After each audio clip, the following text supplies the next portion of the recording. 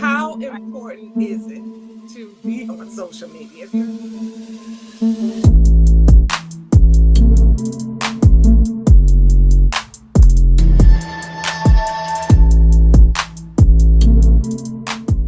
Unless you're Sade, share, you know what I'm saying? Right. You need to be on social media, period. Yeah, it's critical. It's not just that people are there socializing. It's not that. Social networking is actually the foundation of social media. Right. So while we can't always shake hands, and now, especially in the pandemic, it is critical. Relevant as far as running ads. Everyone is on Facebook, some kind of form or fashion. I'm on Facebook grudgingly, but I have to be because of my clientele, and it's very important that we utilize their ad share. They have the most powerful and most expensive ad space, but because they have the platform to utilize, there's millions upon millions of people who use it. So it's still very, very relevant, and they're not going anywhere. The older crowd, and they're kind of used to the Facebook is kind of slow. So, you can go back and look at a post that was there like a week ago. And when you come to Instagram, which is in the same family, if you don't catch a story within where it's like 24, 48 hours, it's done. It's over. Suppose you just want to tweet and you don't have a picture to show.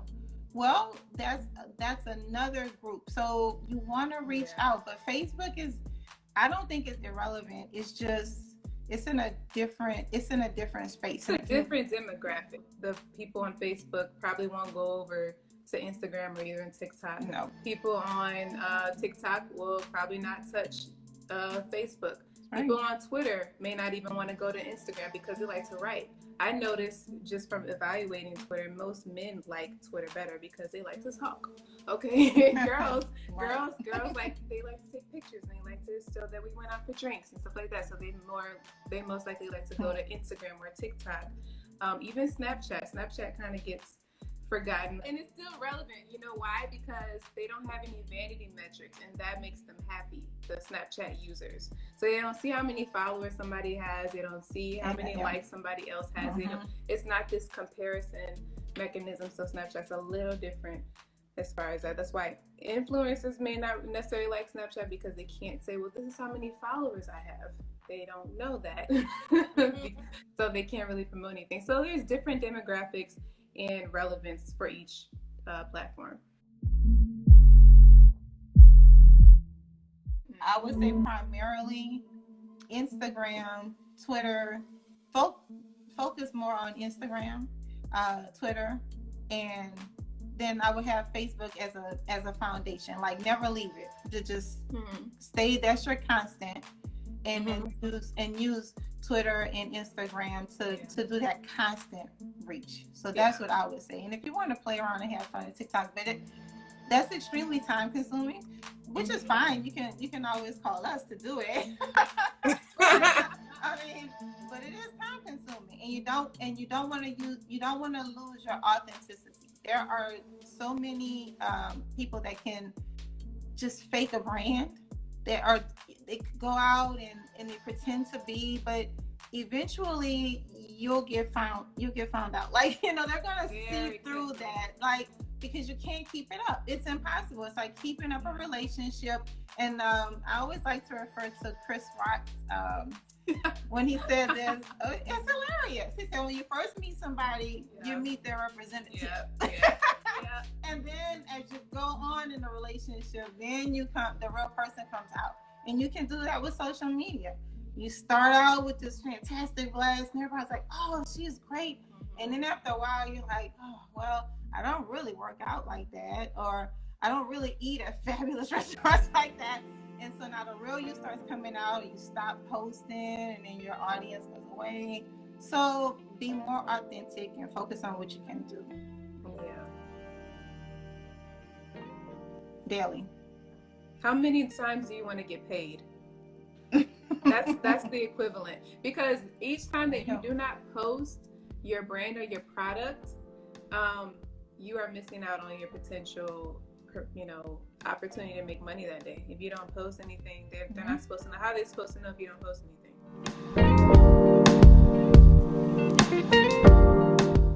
Find something. There, artists, actors, actresses. There are multifaceted talents. There are definitely more layers to you than just the show that you were on or just the movie that you starred in. Find share those hobbies.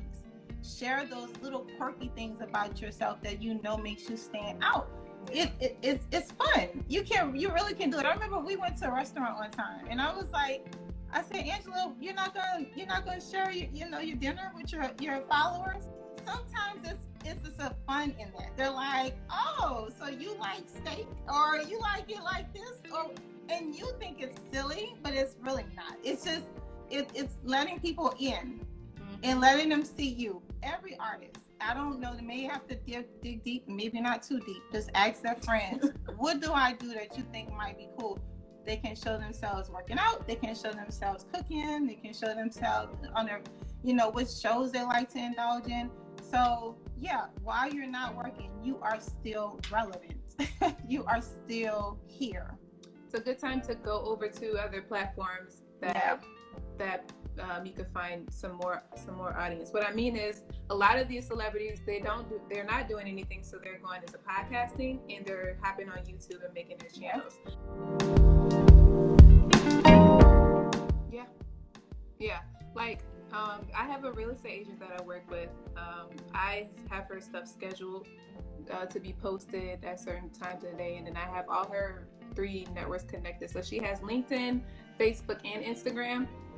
So there are 2 posts that I have for Facebook and Instagram, and then the LinkedIn audience is a little different. So I do just post like articles or her contact information for selling realty. So you just have to know your audience.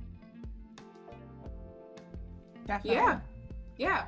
LinkedIn is still relevant as far as connecting and networking. It's just another form of networking. There should be a separation on your Facebook page from your Facebook page and your personal Facebook profile. There should always be a separation.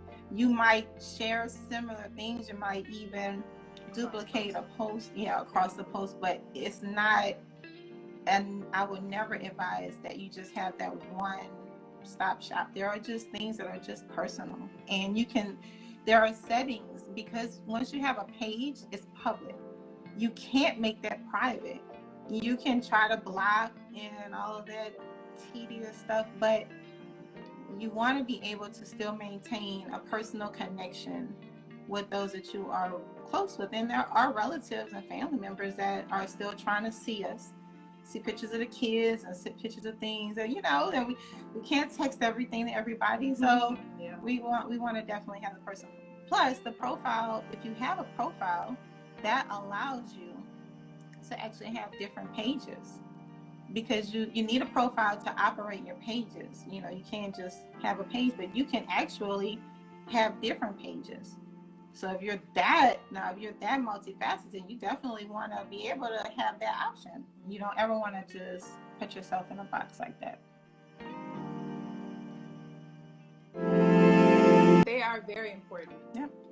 When the election was going on, it was killing pages that I was growing, because they put a limit on hashtags, and they were being very, very, very strict with the election stuff going on. So it's very key. It's called hashtag optimization. People follow specific hashtags, mainly on Instagram. So if that person is in the audience, group that you're trying to reach, it's very important that you say hashtag support a small Black business, hashtag Black Girls Rock, something like that. Anybody who you're trying to target in your audience. You should actually look for a balance. And I don't want to sound like I'm saying both is right, but sometimes you need to explore your hashtags. When you use a hashtag, for example, and it will come up, your hashtag, and you'll start putting it in, and it'll come up. There are 575 million posts with this hashtag. I kind of go against that one, because you're just going to get buried in hashtags. So there are newer hashtags that are still relevant to what you're trying to attract. People follow hashtags. And if you're trying to attract more followers, you're trying to engage more, you don't want to use a hashtag that really has seen better days. And I'll give you an example. How about we say, I'm now into my granddaughter's Instagram. And so she's a Black Tyler, duh, right? But Black Tyler is like so many, it's like used and overused. So how about we use Tot? That's another way of saying Tyler. That hashtag isn't as popular. Yeah. So you can still extract followers. And her followers, she's 2, and her followers are she's got like 3, 4, 5 followers a day, sometimes more people, because they see, and it's just other Tyler pages, and you know, managed by parents. But the point is, be more creative. So IGTV versus Reels. Obviously, IGTV is a longer format. Reels is real quick, short. It's basically TikTok. It's just Facebook's petty way of saying we're mad that we couldn't acquire you.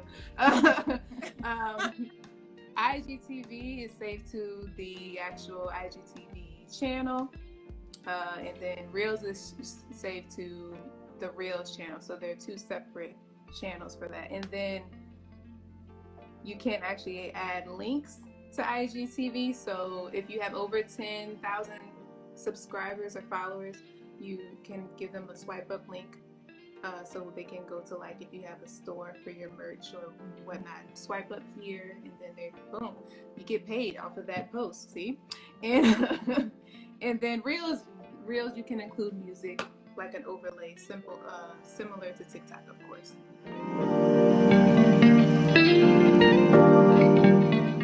Well, when they understand that it's not about making you famous. That's when they really should consider it. Some people are like, take me to the next level, and I'm like, I don't think we're a good fit. That's not my job necessarily. My job is to create your digital footprint and build your brand. So building is going to take time. Some people, unfortunately, in this microwave era, they want quick, fast, and instant results, and that's just not something I'm ever going to promise. It's going to take time, and I like long term who understand that. Yeah. When you have a budget, you get someone to reach out to you, and they say, just as Larionne said, take me to the next level, and they're not really at a level. You understand? They may be auditioning, but they haven't gotten a good part. And it's not going to be a consistent role. They might just make a couple appearances or something. They're not ready yet, and this is why. It's stressful. You know, it's very stressful. They need to be able to focus on, and I'm speaking right now, I'm speaking of an artist, you know, an actress, because they're publicists work in many different industries. So just speaking of that, if they're not consistently working, now they're stressed and trying to meet a retainer fee and paying, and then it's like, well, what if your publicist actually gets you these media interviews? Because it's all about now. Just because you have social media, you also still need traditional media. You still want placements, whether it's television, whether it's blogs or magazines. We still want the media. We want the interviews, so we can talk about where we're into right now, where we're going. Well, what are you going to talk about when you have this part? And it's not to minimize at all. We're building. So as you build and you have more that you want to share, and you're able to actually say, okay, I can commit to 3 months or 6 months, preferably a year, because what it does is it takes time. It takes time to build the relationships. It takes time to build a consistent presence. And we want to make sure that we have something to introduce to the media. There's nothing worse, and I'll speak from the publicist standpoint, there's nothing worse than a publicist that's going to editors and saying, I like an interview for my client. Well, who's your client? Sally Joe. Oh, well, Sally Joe, what is she into? Well, she made a commercial back in about 2005, but that's not important. She's very pretty. What? I mean, so now the publicist has got to try to come up with, no, if you give your publicist something to work with, it really does help to build the relationship. And then the editors, sometimes they're just like, they jump right on it. You can reach out to a writer and you're like, oh, I have been wanting to work with. It's a relationship. So I don't just mean when you have a budget, like you have the money, but when you actually working, then you will have a budget. And it can be a project. It can be a project that they're working on, and they can start off low. They can say, listen, I'm not going to be doing this full time, but I have enough material for you to work with, and we can start building our relationship, and I am going to grow with this. And then they can grow together, and that is a beautiful relationship. So no, they don't have to be the main character on a Tyler Perry show. As soon as you can. Yeah, as soon as possible. Mm-hmm. Because usually a lot of brands start off on the wrong foot, and so we have to start all over. I would like it to be in as early as possible so we can have a strategy. So starting off with the strategy session, start getting your targeting together, and then getting your content out there, and then start to run ads. So it's a process. I would like to be in the beginning of it. All the time, constant. Yes. And what do you think about this? What does this image make you think of when you see it? Because there are just certain things that are going on, and we always have to be up and current. What's going on in the world right now? Mm-hmm. And we don't want to. While we're gonna almost always offend in some kind of way, someone's gonna find something. We want to make sure that we are up with the times, and we are current, and we are not tone deaf. Yeah. Oh my gosh, tone deaf. Yeah. And just read the room. In your own space. Well, I like this. I don't care what. You know what? Your brand is about to suffer for that, because cancel culture is real. Yeah.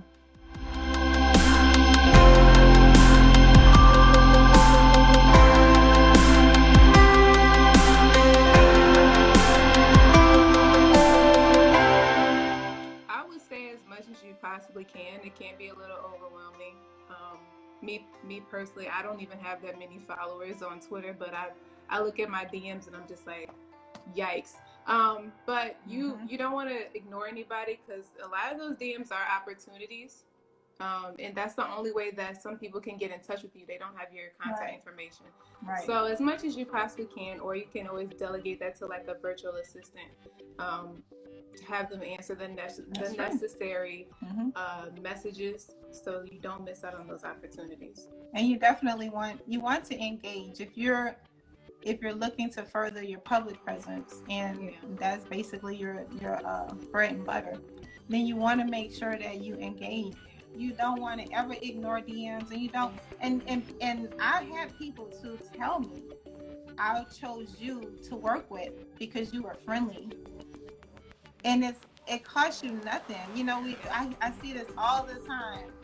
Like the easiest thing to be is kind, and it's free. Being organic is the way to go.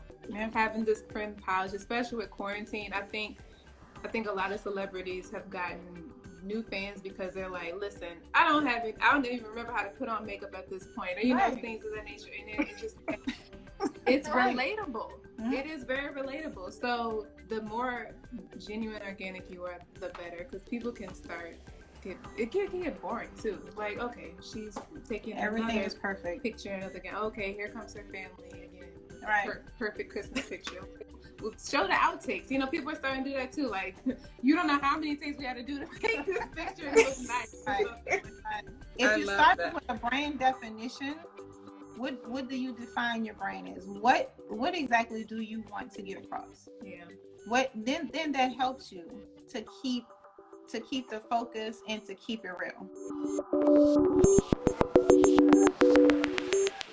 Yes. Yeah, you can. There are several apps that you can use. You can use Later.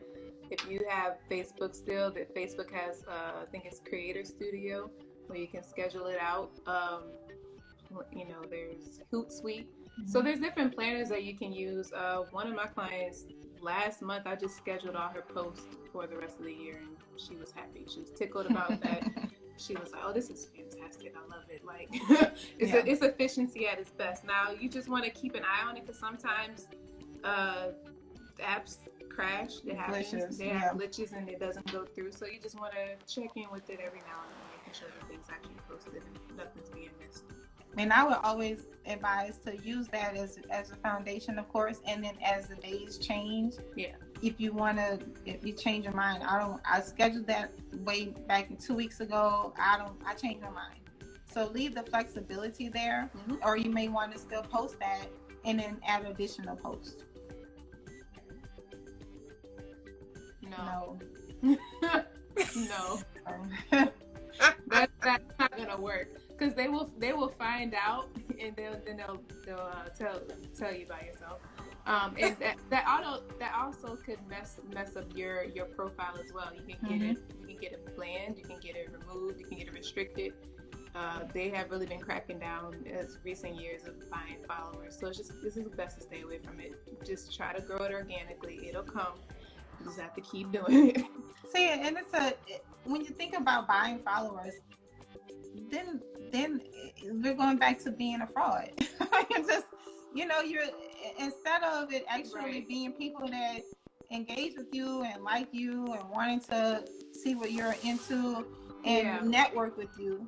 Now you just got a bunch of bots, you just got a bunch of numbers sitting there, but what is it all for? I mean, it's an empty audience, and that might as well be nobody, honestly. If you have just an empty audience, whatever you're selling, nobody's going to buy, because you really are talking to no one. Right. You got 17,000 followers, but really it's 1,000 because you bought this other 16. And then you're like, oh yeah, check out my boutique or something like that. And who are you selling it to? And nobody, and they're not coming back.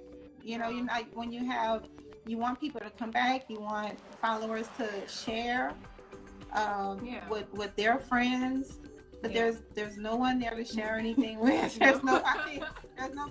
And then you say, well, I want to have this many followers because I want Nike to see me, and I want Nike to collaborate with me. Well, Nike's not crazy. They know that they can look at your insights. You can see in your insights that you're not getting any shares. You're not getting. You're nobody's viewing. Nobody's saving your posts. You just got numbers in there. It's not really what it's about. But there are those that have fake accounts and they have bought followers, and I can guarantee you that one day it's gonna hit them. It's gonna slap them right back in the face. Yeah, they'll do another purge on Instagram, and then I have to deal with that again. Yep. If it's relevant. Yeah, if it's necessary. Yeah, you should. You should tag brands that you mentioned. Yeah. Yeah. If it's necessary. Some people they say, I need the whole team, I need this, I need that. You're like, wait a minute, you don't have anything going yet. Hold on. If it's necessary, you need little small tasks to be delegated. So yes, virtual assistants will be very helpful. And some of them, they like long-term projects. So they'll make sure they do a good job for you, especially some of them that you can find from agencies overseas, like the Philippines, India. They're very thankful for the opportunity. So they'll do a good job and tackle those small tasks that you need done throughout the day, like answering messages and making sure that scheduled posts are posting and things of that nature. Yep. Yeah. The average customer needs to see your brand at least 56 times before they even click on the link to purchase anything. So you have to keep showing it to them. So you have to keep getting their attention. They keep seeing it. We have to retarget the ad because they saw it, they interacted with it. So now we got to retarget, put it right back in front of them. It's going to take time. It's not throwing away money. You need to build some kind of awareness out. Unless you're going to print out business cards and stand out on the corner, you got to run some ads. Yeah, I love consultations because it's a date. Let's see if we like each other, kind of thing. Understand each other, if we will work well with each other. That's the number one perk of being your own boss. Basically, you can choose who you want to work with. So yeah, consultations are great. And you can also have me in the background and kind of not having to manage it, but actually just helping you along as you manage it. And when you come in and say, I don't know, should I do this? Or maybe if something escalates or something is taking up too much time, then you can filter it my way. So that way the day-to-day is fun. And when it's not so much fun, then you can send it to me. But now that it's a part of our culture and it's not going anywhere, it should be something that you're used to doing. Giving people hope for the future. Because you have power over both of the pages, you can cross-promote. So you don't have to worry about like necessarily finding somebody to collaborate with. You can collaborate with yourself and cross-promote on both pages, which is fine. Yeah, be different and here for a reason. I think they gave us a wealth of knowledge, and take advantage of this platform to further your brand. It's hard in spirit.